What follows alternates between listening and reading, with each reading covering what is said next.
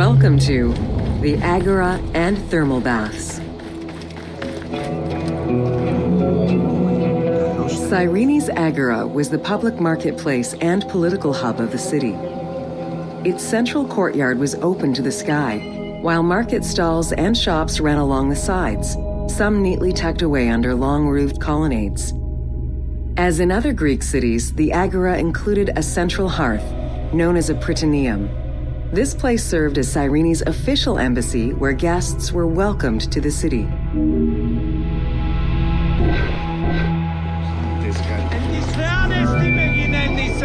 An unnamed statue representing naval victories was the centerpiece of the Agora. The statue's female figure likely represents Nike, the goddess of victory.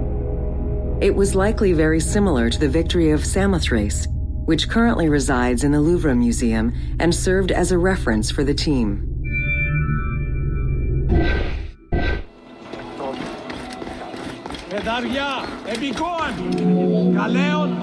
The Cyrene Agora also displayed many temples and monuments celebrating its founding king, Batos, and the city gods. There were 2 altars associated with the Temple of Apollo, and a marble statue base dedicated to the goddess Libya.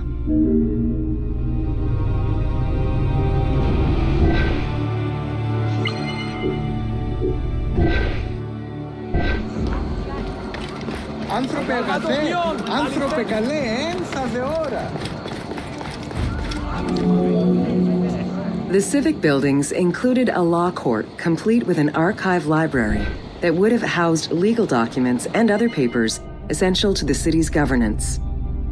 Traces of fire damage to the building's remains indicate that it was possibly destroyed during the rebellion of the Jewish community in 115 CE.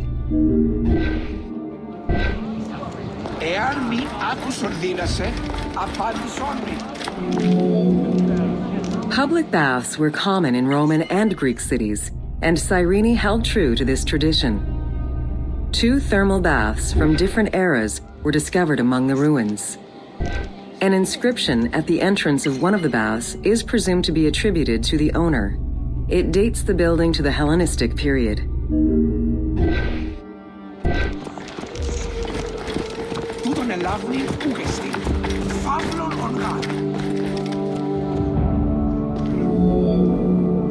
Mosaics were originally created for practical reasons, the need to waterproof floors. Imported by Greeks in Egypt and Cyrenaica, the designs represented either scenes from daily life, marine fauna, or mythological figures. In addition to traditional Greek motifs, they also integrated concepts specific to Egyptian culture, such as the Nelumbo. The best examples of mosaics recovered to date, however, come from Alexandria.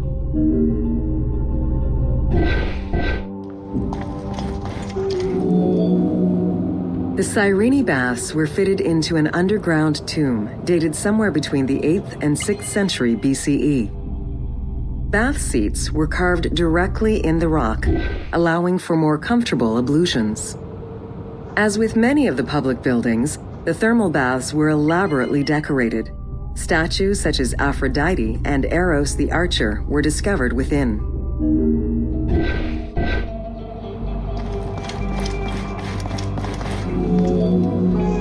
The Frigidarium, a pool of cold water, was the first room visitors entered. It was followed by the Tepidarium, or tepid water area, and then the hot water room called the Caldarium. Water for the thermal baths was sourced from a natural spring. Burning stones were deposited into the water to create steam as required. The flowing water of the spring ended in a cistern and fountain referred to as the Aqua Augusta.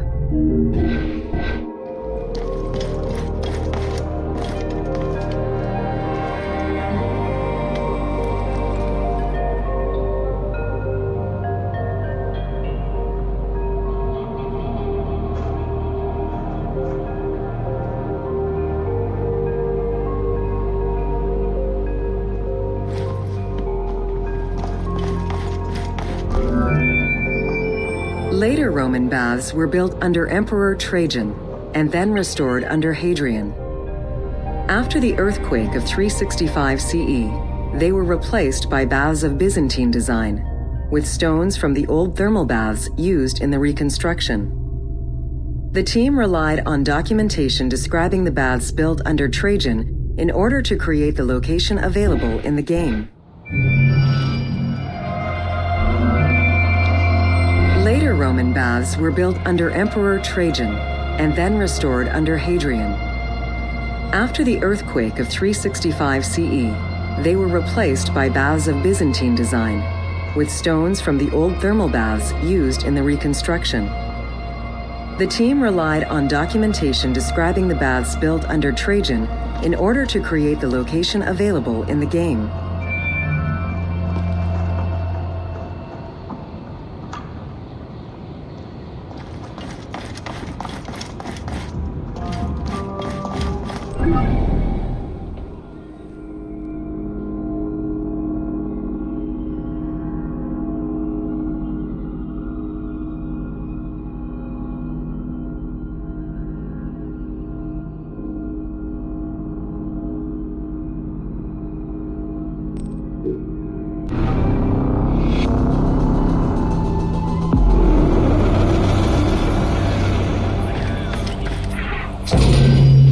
Welcome to Major Exports of Cyrene.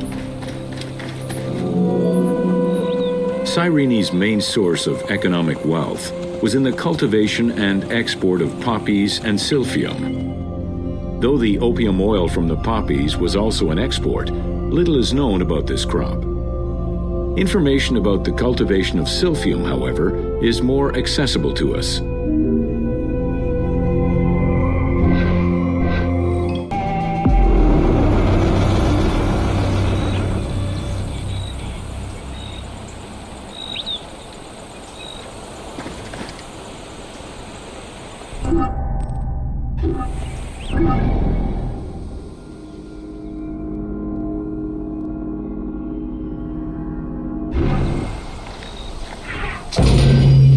Welcome to Major Exports of Cyrene.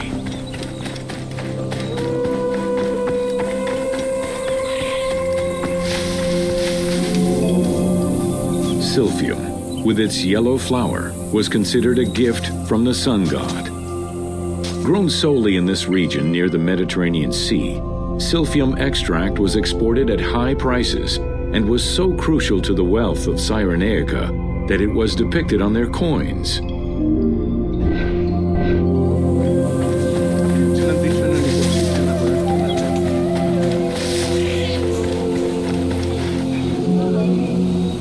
Silphium's roots produced a resin used by both the Greeks and Romans in medicines intended to cure cough, fever, indigestion, and many other ailments. It was also used as a contraceptive. In a compilation of culinary recipes from the 4th century BCE, the herb is mentioned in various recipes, including a flamingo dish.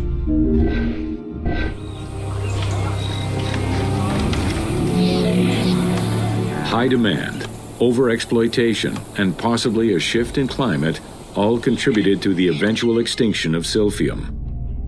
The last mention of it dates from the 4th century CE, and to this day, no traces of this plant have been identified.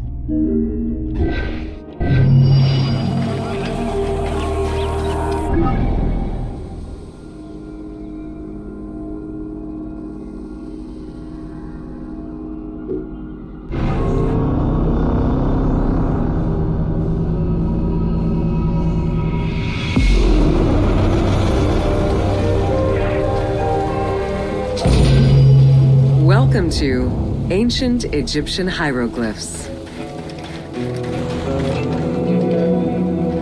Hieroglyphics were used as sacred writing, appearing on monuments, statues, and sacred papyrus texts. The earliest symbols that resemble hieroglyphs were on pottery dating back to 4000 BCE. This stylized form of signs and drawings was the only writing used from its ancient origins to the end of pharaonic history. Ancient Egyptians referred to hieroglyphs as the writing of the gods.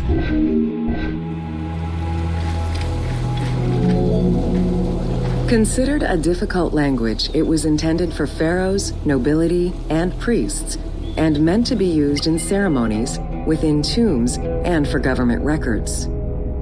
Since few Egyptians were able to read the ancient hieroglyphs, the mythological aura around the language was persistent even in their own culture.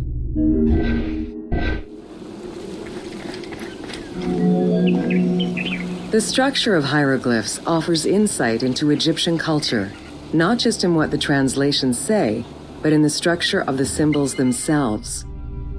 They were found on tomb walls, on sarcophagi, on statues, and on pottery, and were meticulously recorded in countless ancient papyri.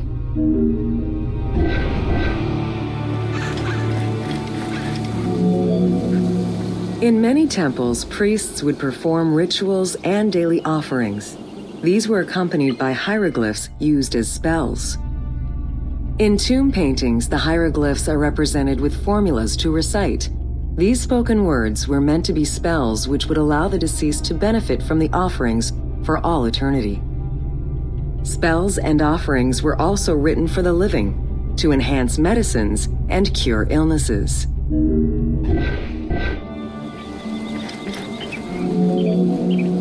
The most famous of ancient Egyptian documents is the Book of the Dead. Written in hieroglyphs and hieratic texts, it depicts important spells and rituals.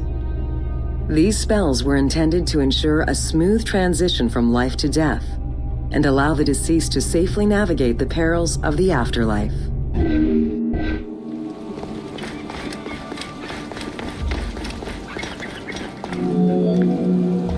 Even after it was deciphered, the reading of hieroglyphs remained difficult at times due to the many directions in which they can be read. Depending on the orientation of the signs, hieroglyphs can be read left to right, right to left, horizontally or vertically, though never bottom to top.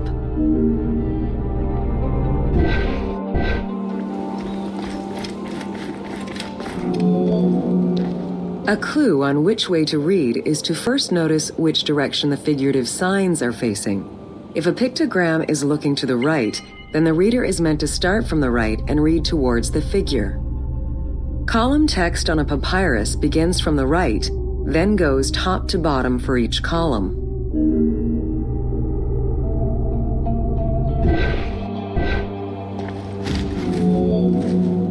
Text written on tomb walls resembles the structure of a page from a comic book. The text can be placed in front, behind, or above the character, and its symbols look in the same direction as the character. Another clue is that the name of a god or hieroglyphs meaning gods or kings are always written before the descriptive text.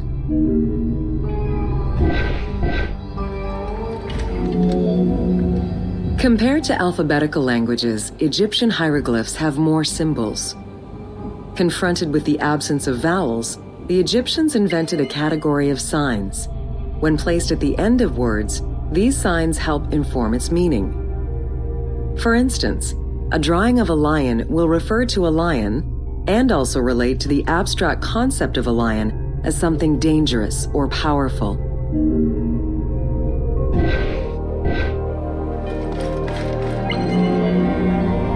Middle Egyptian hieroglyphs contained a little more than 700 signs. By the end of the Greco-Roman period, there were 10,000 signs. Egyptologist Sir Alan Gardner created a list classifying common hieroglyphic signs and their variants.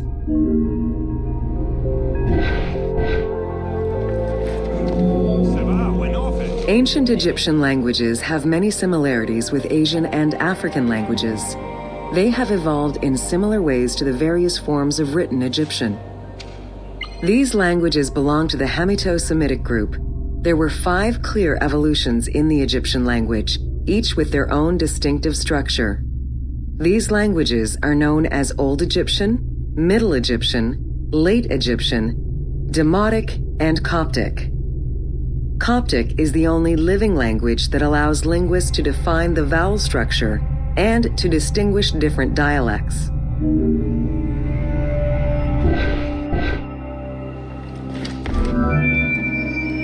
While hieroglyphs and hieratic script give us an idea as to how the ancient Egyptian language was structured and written, the way it was spoken is still up for debate. The team opted for English as the spoken language, with the characters using ancient Egyptian and Greek words and accents. The language that is spoken in the background by the crowds is largely based on Sir Alan Gardner's Egyptian grammar. To help resurrect a dead language, we consulted Egyptologists and dialogue coaches to establish our target sound and cast actors with Arabic, Hebraic, and African backgrounds to bring the game to life.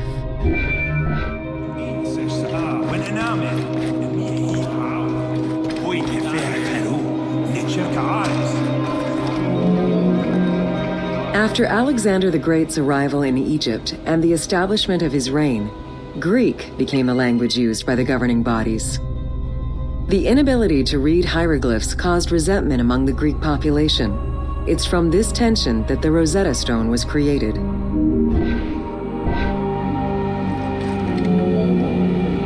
The spread of Christianity ended pharaonic culture and resulted in the destruction of its pagan monuments. This also marked the end of hieroglyphic writing and understanding.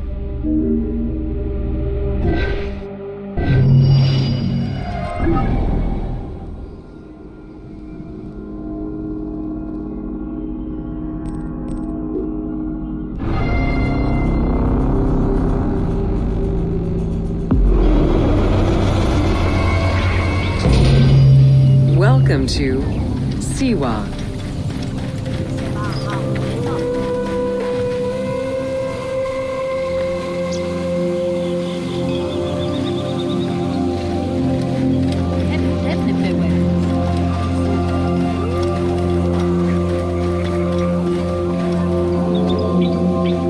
The Siwa Oasis is in the western desert of Egypt. Geographically, the Siwan Oasis is located in a depression 20 meters below sea level. Its natural springs and warm climate aided in the bountiful production of date trees. Though clearly influenced to some degree by Egyptian and African culture, the area's isolation resulted in a unique society and language. While they worshipped the same deities, Siwan temple architecture differed from traditional Egyptian temples.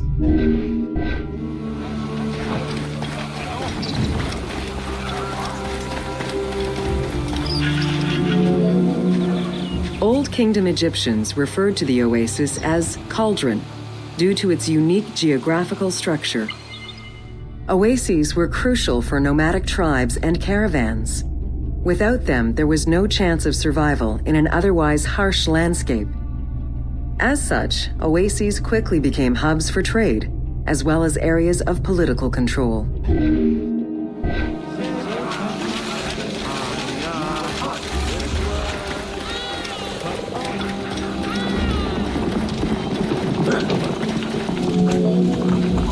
Because of the dry climate, there is very little rainfall to sustain the oases. Instead, underground rivers flood the natural basins. Since many oases have a north-south orientation parallel to the Nile, some geologists suggest they were once tributaries of the mighty river. There is evidence that ancient Egyptians attempted to create some oases.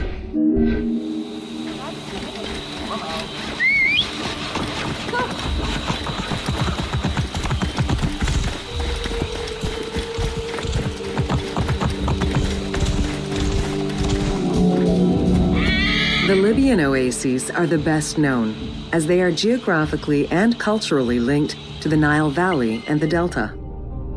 These western oases have a distinct geology from the other regions of Egypt.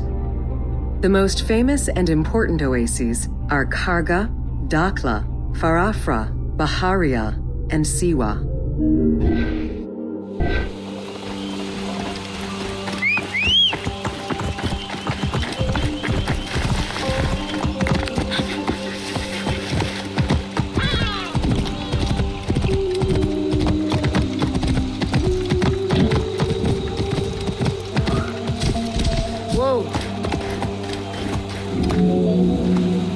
The Spring of the Sun is one of many thermal sources in Siwa, with the particularity that Cleopatra would have bathed in this one, giving it its name. The presence of the source beneath was attested already by Herodotus during the 5th century BCE, when the oasis was called Amuneion by the Greeks of Cyrene.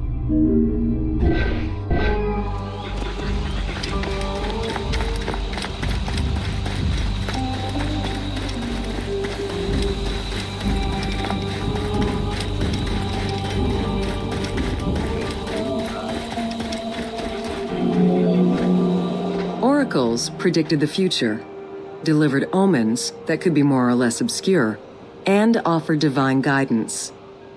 The Siwan Oracle was considered one of the three greatest of the ancient world, alongside the oracles of Delphi and Dodoni. Because of the Greek colonies in Cyrenaica, the temple associated Zeus with the worship of Ammon.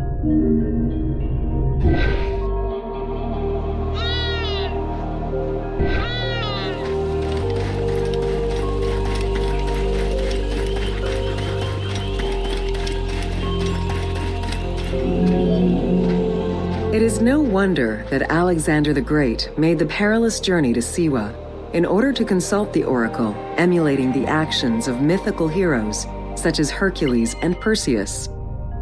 This action earned the approval of the oracle, who validated his claim as Pharaoh of Egypt. He was confirmed as the son of Ammon, conferring upon him the most legitimate claim to date of all Egypt's foreign invaders.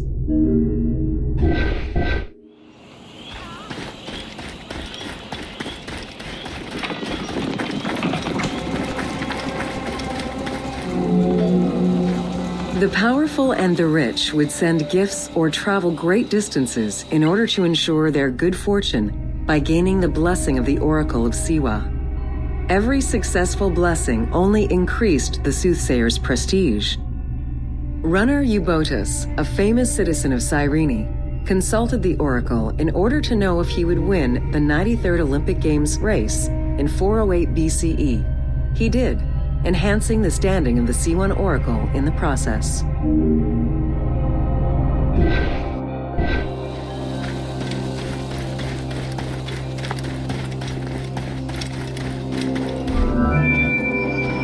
The Temple of the Oracle of Ammon was built in the 6th century BCE by Pharaoh Amasis.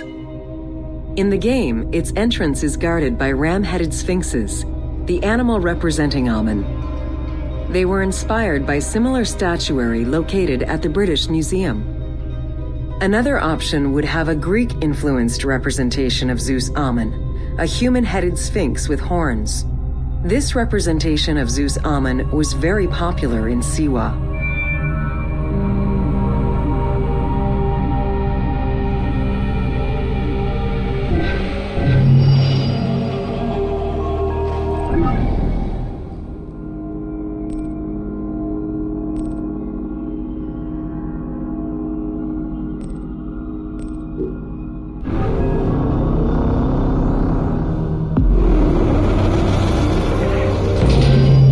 Welcome to the Qattara Depression.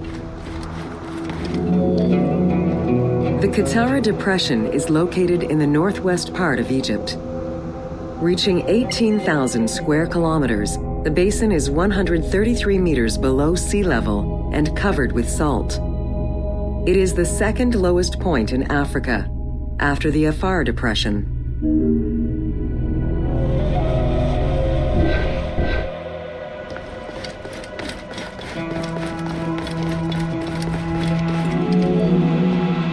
The climate is very arid, with average temperatures reaching 36 degrees Celsius.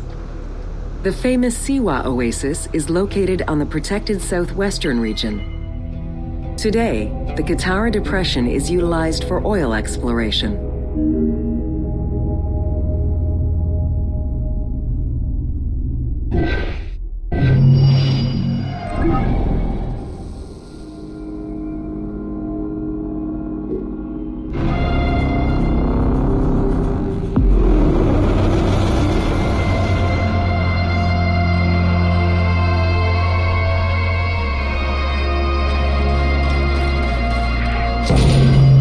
Welcome to Deserts of Egypt.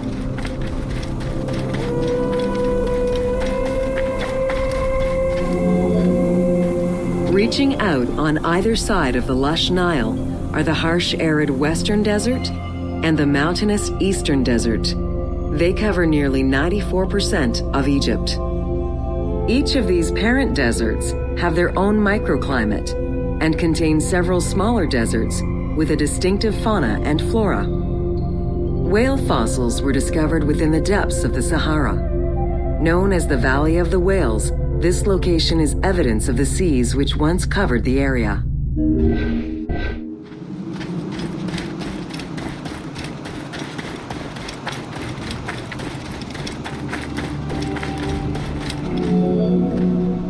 The White Desert in the northeast of the Sahara owes its name to its white limestone soil, contrasting with the yellow sand. The wind has eroded the rocks of the White Desert into stone mushrooms, the most famous of which is referred to as the Finger of God.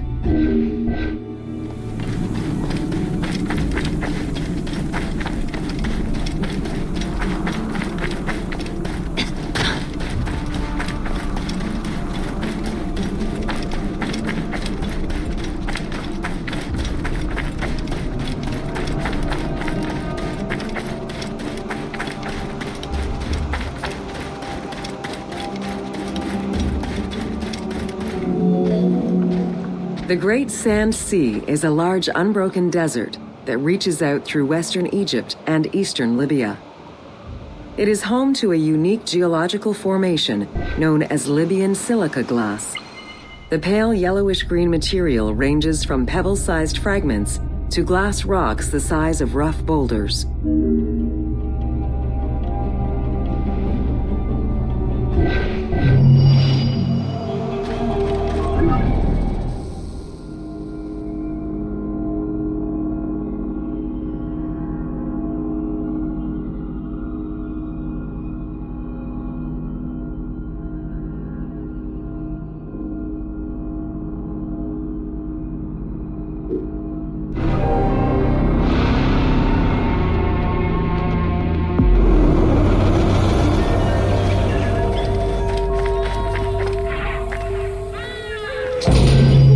Welcome to Fauna of Ancient Egypt.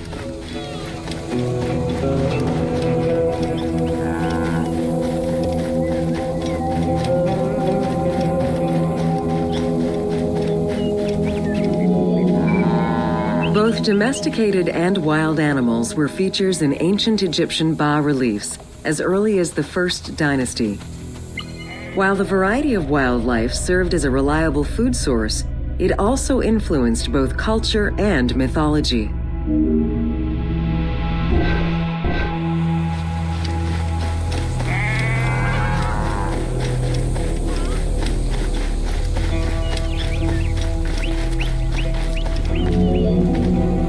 Egypt's terrain allowed for a diverse range of animals, including panthers, rhinoceroses, elephants, and many variations of antelopes.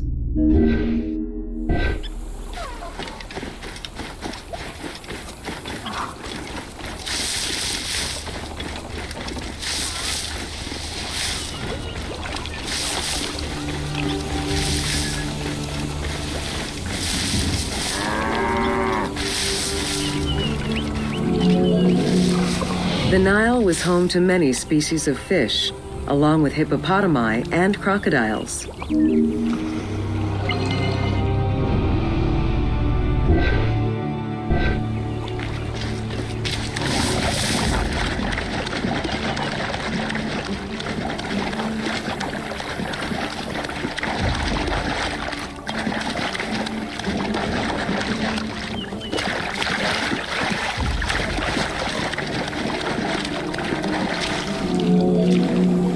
The wide variety of birds that populated the riverbanks, from raptors and waterfowl to songbirds, were all cataloged within Egyptian hieroglyphic signs.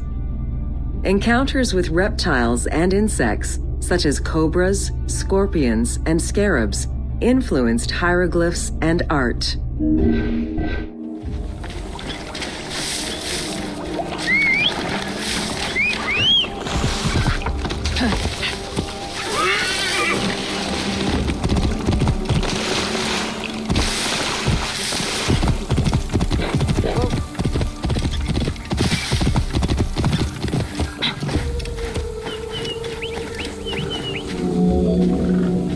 While all animals had sacred meanings, lions in particular represented power and royalty to ancient Egyptians.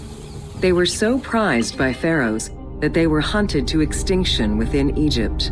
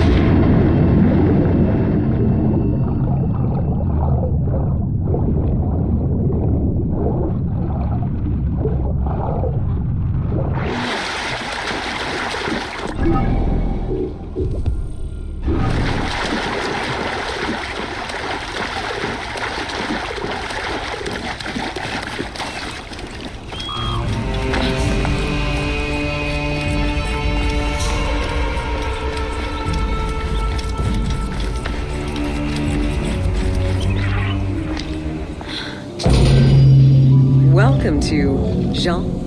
Between the 5th century CE and the Renaissance, knowledge of hieroglyphs was entirely lost. Many enthusiasts tackled the challenge of deciphering the language with little success. Some groundwork was made with various researchers identifying names and some grammatical structure, and confirming that cartouches were markers for royal names. They were still missing a critical piece of information that would eventually be revealed thanks to the discovery of the Rosetta Stone.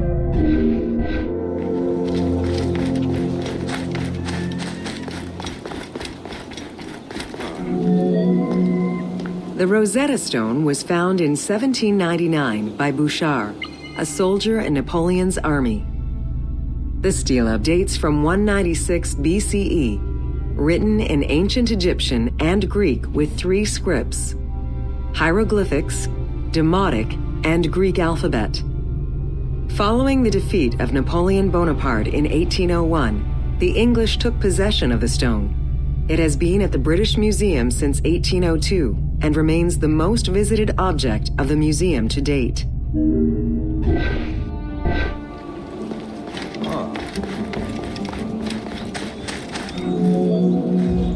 The first translation was of the Greek section only in 1803.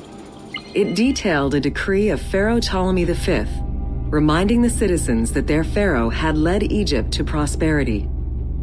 It was fully translated 20 years after by Jean-François Champollion, who was working with a facsimile.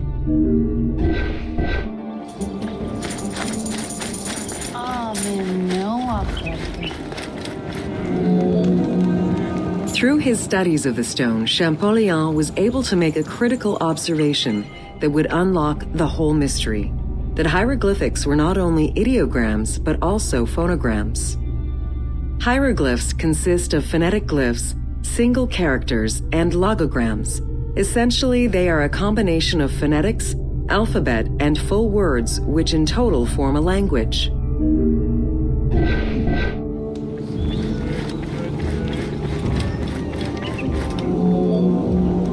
While studying the stone, Champollion realized that there was a difference in the number of hieroglyphic characters in relation to the number of Greek characters for the same word. This led him to believe that hieroglyphs must have phonetic characteristics. This was the first step to unlocking the Rosetta Stone's secrets.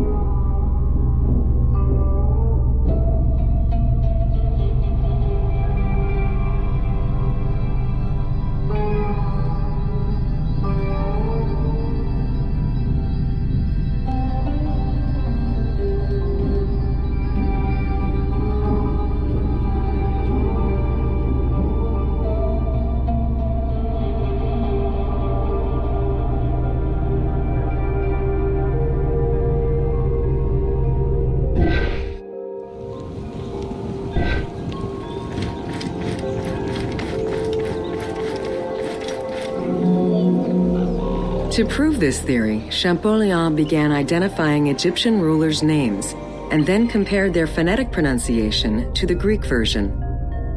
For example, Cheops had been the Greek name given by ancient chroniclers to the owner of the Great Pyramid, Khufu.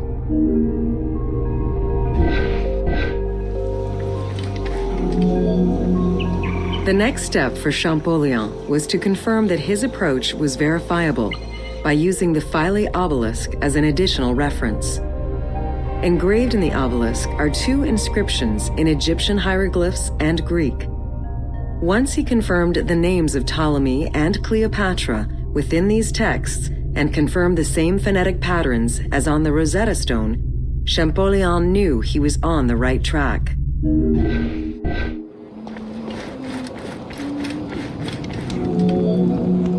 Champollion had already mastered several ancient languages when he took on deciphering the Rosetta Stone. He used his knowledge of Coptic to identify the solar disk hieroglyph on the obelisk as the phonetic translation of Ra. Further translation only strengthened his conclusion. Egyptian hieroglyphs encompass the alphabet in both phonetics and determinative ways, which means that the symbol represents the word itself.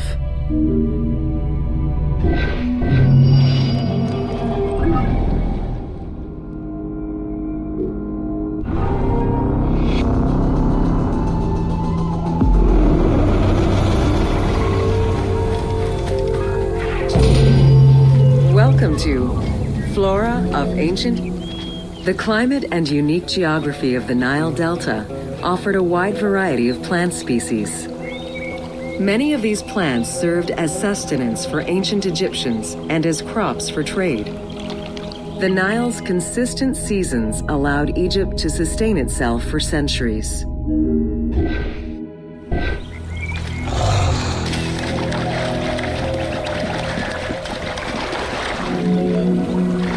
Possibly the most useful of the plants was the papyrus. This tall sedge plant grew in abundance along the water's edge of the Nile. Commonly known for its use as paper, the ancient Egyptians found many other functions for it, including rope, sandals, and mats.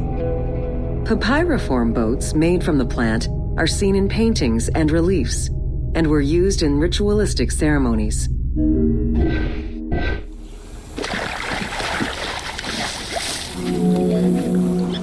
There were many types of trees along the River Nile, such as the date palm, carob, and tamarisk. The earliest fruit tree cultivated was the fig tree, followed by apple, pomegranate, and eventually olive trees during the era of the New Kingdom. Mango cultivation was the result of a late import from Asia during the Middle Ages.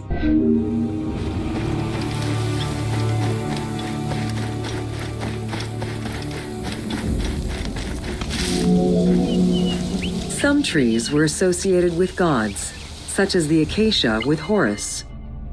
The divinities Thoth and Seshat were depicted inscribing the reign of the king into a Persea tree. The sycamore was connected with the goddess Iset, patron of the ritual of life.